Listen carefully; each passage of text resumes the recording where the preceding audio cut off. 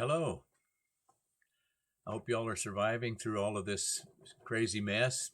Seems like it's only going to get worse before it gets better.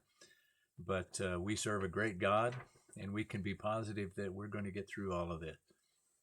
Hope you're enjoying these messages, and we'll keep them coming. I'm enjoying the study and enjoying presenting them. Not enjoying not getting to see your faces when I speak, but that's just part of it. I want to begin the message from Philippians chapter 4 with a story. The story began in 1890. A young baby by the name of Harlan was born in Indiana. Didn't have a great life. At the age of 5, his father died and left his mother to fend for he and his younger siblings. And she was gone a lot, sometimes for days on end. And Harlan learned to cook during that time. He learned to fend for, take care of his younger siblings. He even learned to bake bread. By the age of 7, he was quite a cook at home.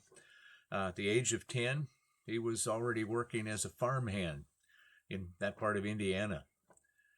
Well, in 1902, now Harlan's, 12 years old now, his mother remarried, and as often the case, that just didn't work out very well for the kids.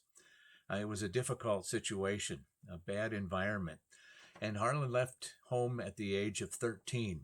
By the age of 14, he was working in a farm in southern Indiana. He worked odd jobs for years. He never could seem to make things stick. He worked for a ferry boat company on the Ohio River, sold tires in Kentucky.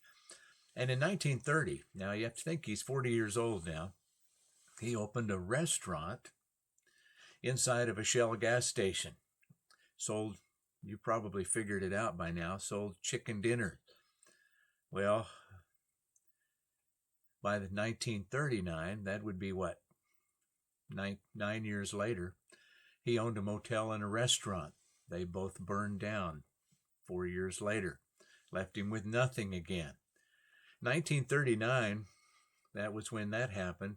But in 1942, during the war, sold his business, was involved in a divorce.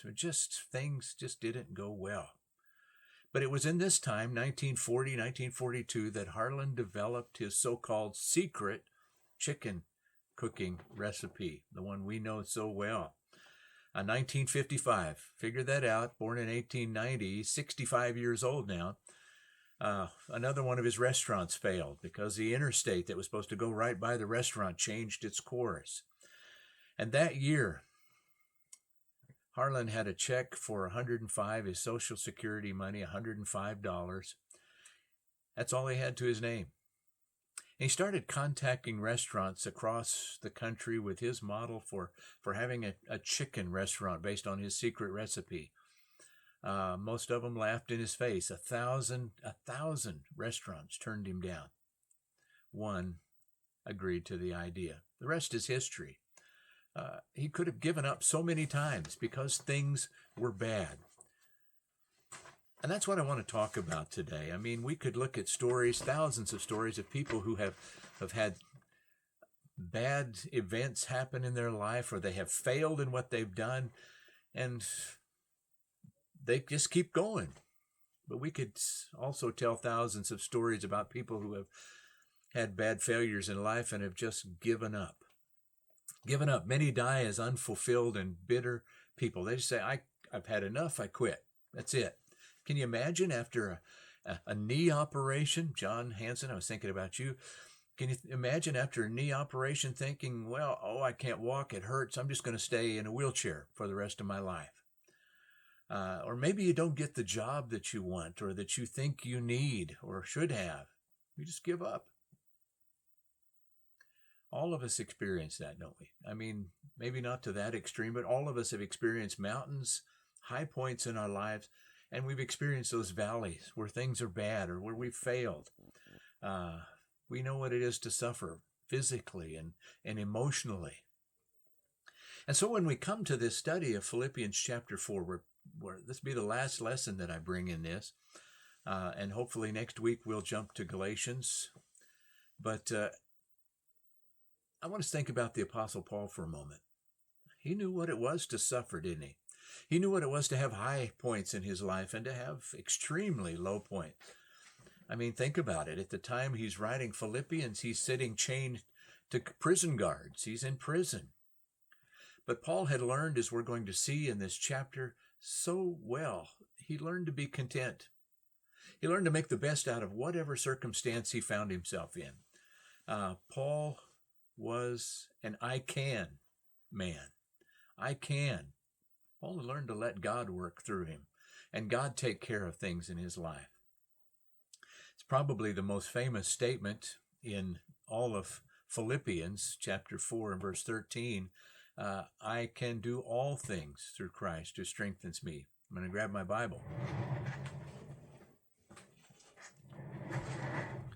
I can do all things through him who gives me strength. That's the difference between winning and losing. Learning to be an I can do this Christian is so very important. Let's read the text together, Philippians chapter 4, beginning in verse 10. He says, I rejoiced greatly in the Lord that at last you renewed your concern for me. Indeed, you were concerned, but you had no opportunity to show it. I'm not saying this because I'm in need, for I have learned to be content whatever the circumstances. I know what it is to be in need, and I know what it is to have plenty.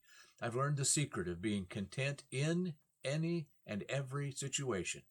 Whether well-fed or hungry, whether living in plenty or want, I can do all of this through him who gives me strength.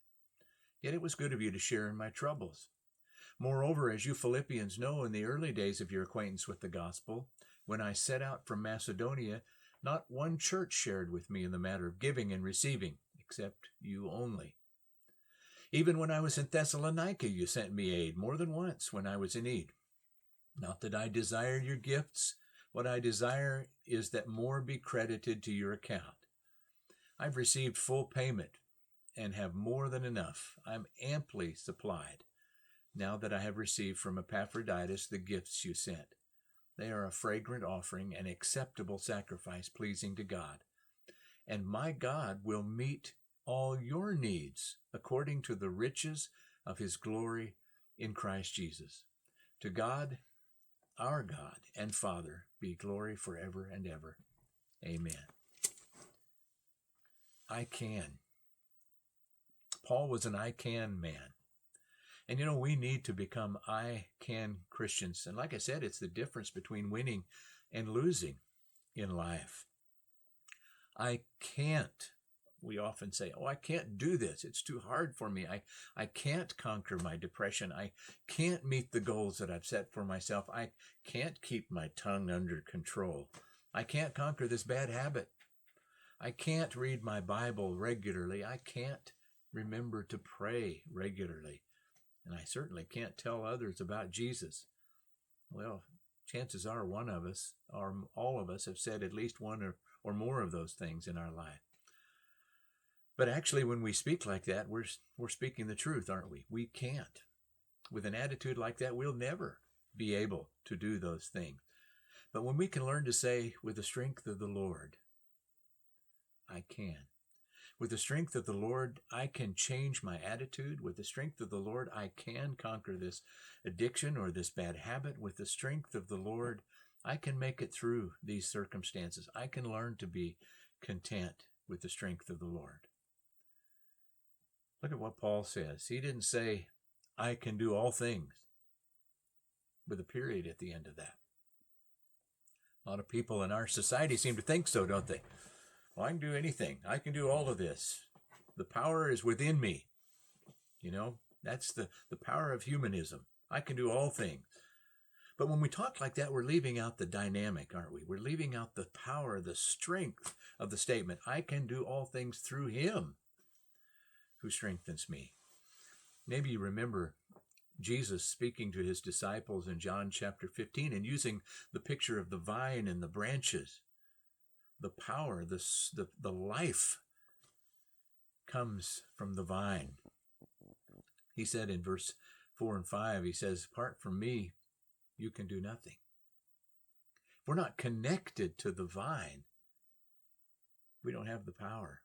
We don't have the ability. Without him, I can do nothing. With him, I can do everything. I can do everything. Jesus is the one who makes us able. He's the one who makes us able to conquer temptation, to conquer worry, to conquer problems, to conquer bad habits.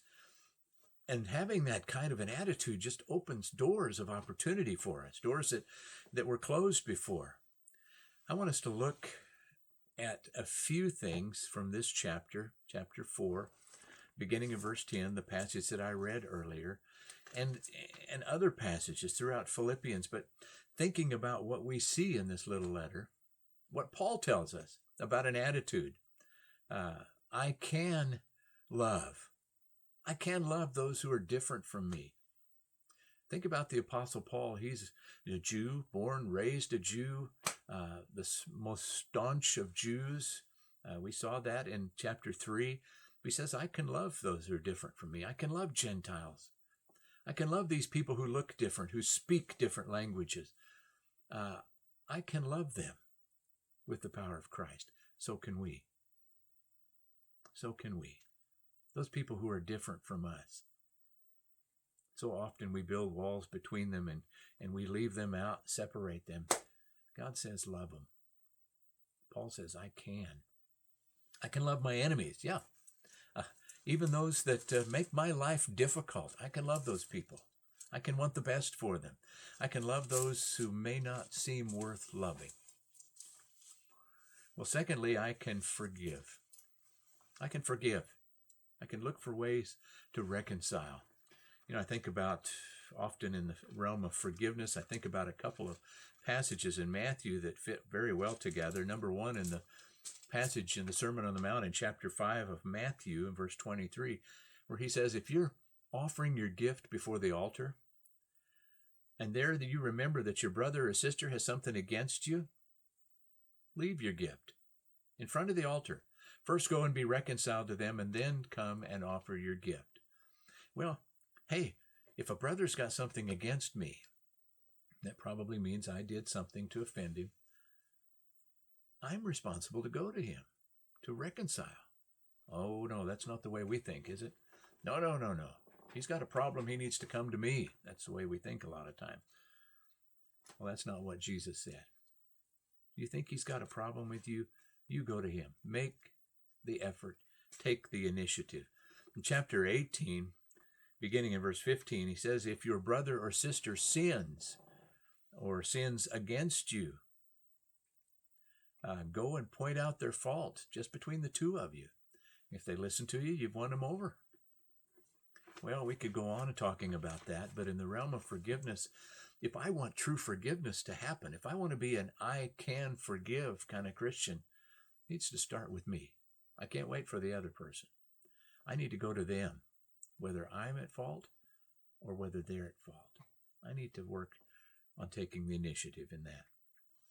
Right here in chapter 4 of Philippians, these two sisters, Euodia and Syntyche, they needed to get together, didn't they? They needed to learn forgiveness, learn to get along together. I can forgive. I can love. And I can be a peacemaker. Chapter 4 and verse 3, I don't know who he's talking to here, but he says, yes, and I ask you, my true companion, help these women, since they have contended at my side in the cause of the gospel, along with Clement and the rest of my co-workers whose names are in the book of life. I can be a peacemaker. It'll take a lot of effort, but I can be a peacemaker, helping brothers and sisters who are having difficulties to work things out. I can, chapter 4 and verse 4, rejoice in the Lord. Always, always. Paul said, I'll say it again, rejoice. I can rejoice in the Lord always. Yeah, but I don't have this, or I don't have that, or look what's happening in our world, or I lost my job. I can rejoice in the Lord always. Always. Boy, when we can learn that attitude, we can overcome all of these things in our life. I can find joy. Verse 5 in chapter 4, he goes on, he said, let your gentleness be evident to all. The Lord is near. I can be gentle to those around me. I can show them the true love of Christ. Love is like oil that helps those relationships function so much better. Unlike sandpaper that we sometimes try to use. Doesn't work very well, does it? Doesn't work very, kind of rubs us raw. I can conquer my anxieties. I can overcome those things. Don't be anxious. We saw that last week. Don't be anxious about anything, but in every situation, by prayer and petition, present your request. With thanksgiving, present your requests to God. I can conquer those anxieties. By myself? No, that's the whole point of it. With God's help. I have to be ready to turn them over to God. I have to be ready to get on my knees and pray, and I have to be open to God's peace. To letting God give me that peace that transcends understanding. I can keep my thoughts and control, my thoughts under control and focus on the good in people. You remember we looked at that last week, the things that are true, noble, right, pure, lovely, admirable, excellent, or praiseworthy. Think about those things. Think about those things. I can keep my thoughts under control. And verses 10 through 12, I can learn to be content. We are living right now in a time of griping. I mean, people are griping about everything. Well, there's not enough of this, and there's not enough of this, and the stores are empty, and this person is doing that, and that person's doing that. Can I learn to be content in my circumstances? Can I learn to be content with what I've got, even though I may not have all of the things that I really would like to have, or all of the things that I'm used to having? Paul says, I can be content. I have learned the secret of being content in any and every situation, whether well-fed or hungry, living in plenty or in want. I can learn to be content. Well, all of those we've looked at, I can love people. I can forgive people. I can be a peacemaker. I can find joy in the Lord. I can show gentleness. I can conquer my anxieties and keep my thoughts under control. I can learn to be content through Him who strengthens me, through Him who gives me strength.